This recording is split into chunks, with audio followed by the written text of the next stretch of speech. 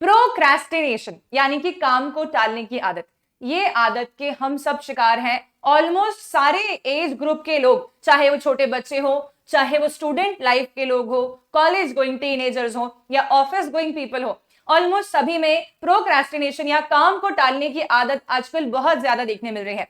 लेकिन ये शुरू से ऐसा नहीं था। रिसर्च कहता है कि 1970s के आसपास सिर्फ 15 से 20% ऑफ टोटल पॉपुलेशन में ही प्रोक्रेस्टिनेशन देखने मिलता था।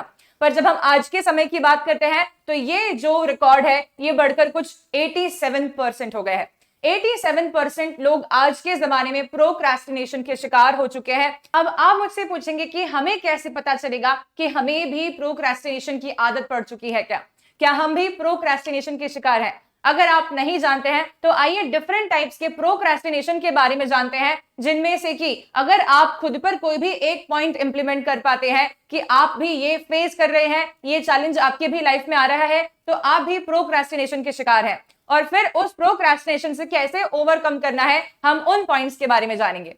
पहले टाइप के प्रोक्रेस्टिनेटर को हम लोग बोलते हैं the perfectionist type of procrastinator. ये वो लोग होते हैं बच्चों जो कि कोई ना कोई काम चालू करते हैं तो फिर वो ऐसे सोचते हैं कि इस काम में हम हमारा 100% परफेक्शन जब तक नहीं ले आएंगे तब तक हम किसी नेक्स्ट चीज पे मूव ऑन नहीं करेंगे।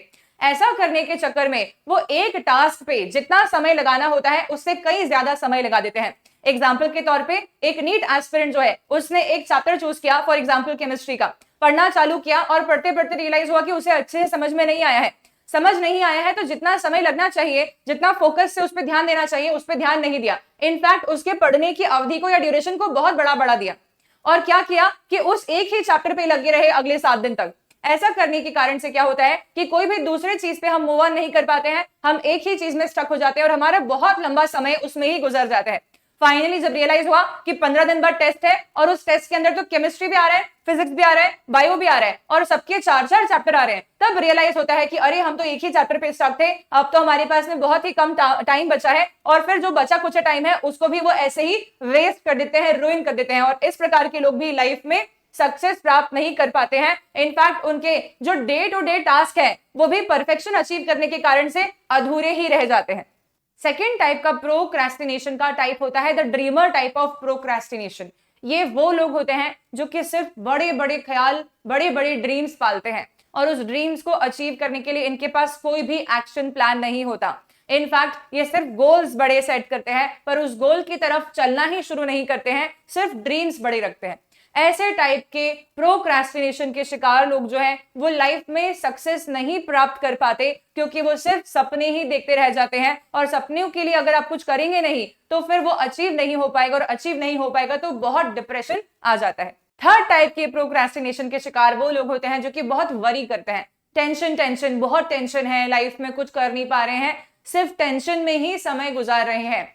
एग्जाम आने वाली है 15 दिन बाद, लेकिन एक ऐसा वरियर टाइप का प्रोक्रेस्टिनेटर स्टूडेंट है जो कि टेंशन लेना अभी से ही चालू कर दिया कि 15 डेज बाद एग्जाम है, अब मेरा क्या होगा, अब मेरा क्या होगा, अब मेरा क्या होगा। रोज इसी थॉट के साथ में वो प्रोग्रेस कर रहे हैं। धीरे धीरे रियलाइज करते हैं कि एग्जाम बहुत नजदीक आ गई है और उन्होंने वरी के अलावा कुछ भी नहीं किया। लिटरली उन्होंने सिर्फ टेंशन लिया है और उसके बाद में उनका एग्जाम कैसा जाना है तो आप सब भी जानते हैं।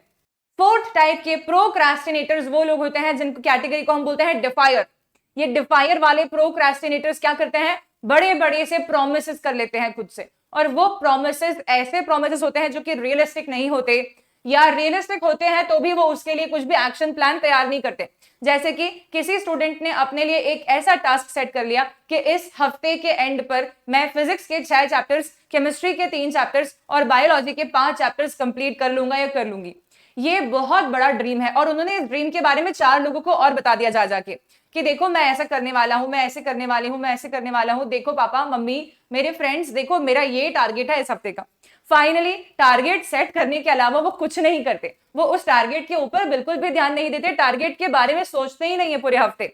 और जब वो डेट आती है, जब उनका टारगेट पूरा होना था, तब उनसे 5 लोग क्वेश्चंस करते हैं कि तुम्हारे टारगेट का क्या हुआ, तब वो सिर्फ इग्नोरेंस और डिप्रेशन के अलावा कुछ और नहीं शो कर पाते। ये डिफायर कैटेगरी के लोग बहुत ही बड़े अनरियलिस्टिक गोल्स सेट करने के कारण से भी सक्सेस से बहुत दूर रह जाते हैं। फिफ्थ टाइप का प्रोक्रेस्टिनेशन होता है क्राइसिस मेकर्स। ये लोग इंटेंशनली या अनइंटेंशनली चीजों को लास्ट मोमेंट के लिए छोड़ देते हैं। जैसे कि एग्जामिनेशन 15 दिन बाद है, तो आज से लेकर अगले 13 डेज तक ये सिर्फ टाइम पास करेंगे, मूवीज देखेंगे, फ्रेंड्स के साथ घूमने जाएंगे या सो जाएंगे, या फिर सोचेंगे कि अभी मेरे पास में बहुत समय पड़ा है, मैं बाद में पढ़ लूंगा, मैं बाद में पढ़ लूंगी। इस प्रकार के लोग जो हैं वो प्रोक्रेस्टिनेटर इस प्रकार के हैं कि लास्ट मोमेंट पे उन्हें सब याद आएगा कि अभी तो मेरे पास इतना कुछ करने को है, फिर रिग्रेट के अलावा वो कुछ और नहीं करते कि मेरे पास में जब 10 दिन थे तब मैंने क्यों टाइम वेस्ट कर दिया। वो रिग्रेट में ही अगले 2 दिन भी निकाल देते हैं एंड फाइनली इनके सब एग्जाम्स गड़बड़ हो जाते हैं। इस टाइप के प्रोक्रेस्टिनेशन के अंदर बहुत ही ज्यादा रिग्रेटफुल फीलिंग आती है जब उनका टास्क वो अचीव नहीं कर पाते। 6th टाइप के प्रोक्रेस्टिनेटर्स वो लोग होते हैं जिन्हें हम बोलते हैं ओवरडूअर, जो कि एक काम को दूसरे काम के लिए टाल देते हैं। जैसे कि किसी स्टूडेंट का एग्जामिनेशन है 10 दिन बाद, वो बच्चा उसे पढ़ना चाहिए है बैठकर, वो सोच रहा है कि आज मेरा वार्डरोब बहुत गंदा हो रहा है, मैं वार्डरोब जमा लेती हूँ, ये जमा लेता हूँ, आज मेरे को मार्केट जाके ये काम करना है, आज मुझे इस दोस्त से मिलने चले जाना चाहिए, ये बहुत दिन से काम पेंडिंग है, मैं आके भी पढ़ सकता हूँ या पढ़ सकती हूँ, थोड़ी देर मुझे दूसरा कुछ पढ़ लेना चाहिए, एग्जाम का तो मैं बाद में पढ़ लूंगा, उसके पहले मैं वो चैप्टर्स कर लेता हूं जो कि मैंने पहले कभी पढ़े थे, उनको रिवाइज कर लेता हूं या कर लेती हूं। समय वेस्ट करते हैं, वो उन काम को करते हैं जिसकी अभी प्रायोरिटी नहीं है, कपड़े धो लेना या फिर अपने वार्डरोब जमा लेना या बाहर कुछ सामान खरीदने चले जाना या रिलेटिव्स से बातें करना या फोन पे लगे रहना घंटों तक।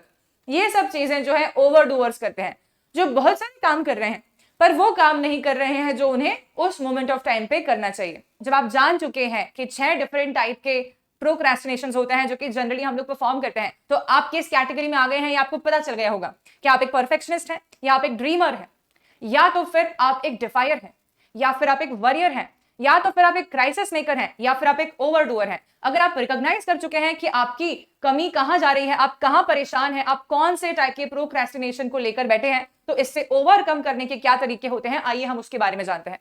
तो जो लोग परफेक्शनिस्ट होते हैं जनरली उन्हें ऐसे टारगेट्स सेट करने चाहिए जो कि उनके लिए अचीवेबल हो और एक समय सीमा उन्हें हमेशा अपने टास्क को असाइन करनी चाहिए। जैसे कि आप कोई चैप्टर पढ़ने जा रहे हैं तो आप ऐसे करेंगे कि मैं ये चैप्टर के लिए सिर्फ इतना ही समय डेडिकेट कर सकता हूं या कर सकती हूं, इस समय ड्यूरेशन के अंदर ही मुझे इस चैप्टर को ढंग से पढ़ना भी है, इसके क्वेश्चंस भी लगाने हैं और इसके बाद में इस चैप्टर पे और समय नहीं दे पाऊंगा। जब आपके माइंड में ये डेडलाइन होगी ना, तब ऑटोमेटिकली आप क्या करेंगे, उसको और एफिशिएंट तरीके से पढ़ेंगे और बेहतर तरीके से पढ़ेंगे और उसके बहुत ज्यादा डीप नॉलेज में नहीं जाकर जितना आपको एक्चुअली रिक्वायरमेंट है उस चैप्टर के अंदर से उतना पढ़ेंगे, उसके क्वेश्चंस लगाने की ट्राई करेंगे और उस चीज को बहुत ड्रैग नहीं करेंगे। अगर आप एक ड्रीमर टाइप के प्रोक्रेस्टिनेटर हैं तो अब से आप जो भी गोल डिसाइड करते हैं, जो आप सोचते हैं कि आप ये करना चाहते हैं, उस गोल के लिए डायरेक्शंस तय करना चालू करेंगे।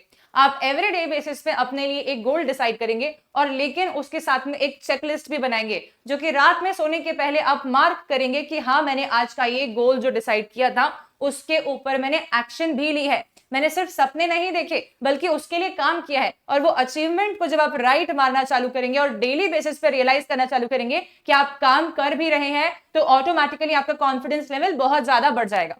अगर आप एक वॉरियर टाइप के प्रोक्रेस्टिनेटर हैं तो सबसे पहली बात तो आपको डेवलप करना पड़ेगा सेल्फ कॉन्फिडेंस, और ये नहीं सोचना पड़ेगा कि मेरा क्या होगा या मेरे से ये हो पाएगा या नहीं।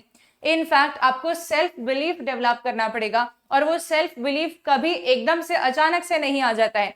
आपको कोई ना कोई छोटे छोटे से टास्क अपने खुद को देने पड़ेंगे और उन टास्क को करके दिखाना पड़ेगा। और आपको बहुत ज्यादा जरूरत है कुछ ऐसे दोस्तों की, कुछ ऐसे सराउंडिंग एनवायरनमेंट की जो कि आपको पॉजिटिविटी से भर दे। इसीलिए आप कोशिश करें कि आप पॉजिटिव लोगों के साथ में कांटेक्ट बनाएं, जो आपके दोस्त हो वो आपको मोटिवेट करें ना कि आपको डिमोटिवेट करें। और अगर आपकी लाइफ में कोई भी ऐसा नहीं है तो आप सेल्फ मोटिवेशन कर सकते हैं। आप मेडिटेट करें और अपने अंदर कॉन्फिडेंस लेके आए, अपने अंदर बिलीव लेके आए कि आप जरूर कर पाएंगे। अगर आप एक डिफायर टाइप ऑफ प्रोक्रेस्टिनेटर हैं तो आपको अब से ये ध्यान रखना है कि खुद के लिए बहुत ही अनरियलिस्टिक बड़े बड़े गोल्स सेट नहीं करने हैं। इनफैक्ट आप अपने प्रीवियस मिस्टेक्स से सीखकर खुद के लिए कंपैरेटिवली छोटे टारगेट्स असाइन करेंगे।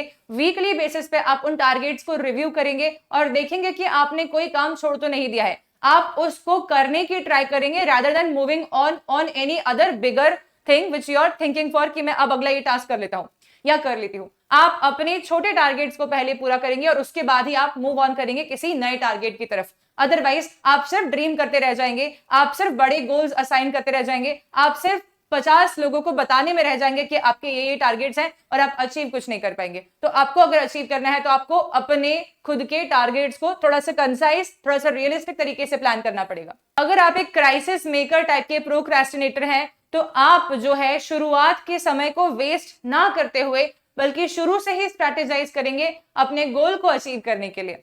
आप लास्ट मोमेंट के लिए कुछ नहीं छोड़ेंगे, इनफैक्ट आप एडवांस चलने की कोशिश करेंगे अब से कि आपका फॉर एग्जांपल 15 दिन बाद एक टेस्ट है तो आप उसका सारा सिलेबस और प्रैक्टिस सब कुछ खत्म कर लेंगे 12 दिन में। 13th डे पे आप रिवीजन करना चालू कर देंगे। ऐसा करने से क्या बेनिफिट होने वाला है आपको कि आपके लिए कोई भी लास्ट मोमेंट के लिए आपने चीज नहीं छोड़ी। जब आप ऐसा करना चालू करेंगे तो आप रियलाइज करेंगे आप कितना ज्यादा फ्री फील करने लगेंगे, आप कितना ज्यादा अच्छा फील करने लगेंगे, पॉजिटिवली अपने आप को डिफरेंस क्रिएट करके आप बहुत अच्छा फील करना चालू कर देंगे एंड खुद पे ट्रस्ट भी डेवलप होगा, प्लस खुद में कॉन्फिडेंस भी गेन होगा। अगर आप एक ओवर डूअर टाइप के प्रोक्रेस्टिनेटर हैं तो आपको अब से सारे के सारे काम को छोड़कर प्रायोरिटाइज करना पड़ेगा कि आपके लिए राइट नाउ क्या जरूरी है। बिकॉज आप प्रायोरिटाइज तो करते हैं पर एंड में करते हैं, ये भी एक प्रकार का बहुत बड़ा प्रॉब्लम है कि फिर हमारे वही काम छूट जाते हैं जो कि हमारे लिए originally right now moment of time पे बहुत ज्यादा जरूरी है। तो आप अब से कोशिश करेंगे कि आपके 5 काम जो आपने अभी तक नहीं किए हैं और जो 6 काम जो कि आपको अभी करना चाहिए, आप वो 6 काम करेंगे और 5 काम को छोड़ेंगे बाद के लिए। आपको जब उसके लिए टाइम मिलेगा आप उसको बाद में करेंगे, पर सारे के सारे काम करने के लिए आप अपने मेजर गोल को कभी भी कॉम्प्रोमाइज नहीं करेंगे। इनफैक्ट आप एक टू डू लिस्ट बना सकते हैं कि आज मेरे को ये इस समय पर करना है और आपके जो बचे हुए एक्टिविटीज हैं आप उनके लिए दिन भर में 1 घंटा निकाल सकते हैं। So this is how we all are able to overcome procrastination. अगर आपको ये वीडियो पसंद आया है एंड आप इस प्रोक्रेस्टिनेशन के प्रॉब्लम से थोड़ा सा उभरने में कुछ हेल्प ले पाए हैं मेरे बताए हुए पॉइंट से, तो वीडियो को लाइक करना ना भूलें and don't forget to share this video with all your friends. And finally, don't forget to subscribe Vedantu NEET Made Easy. Thank you.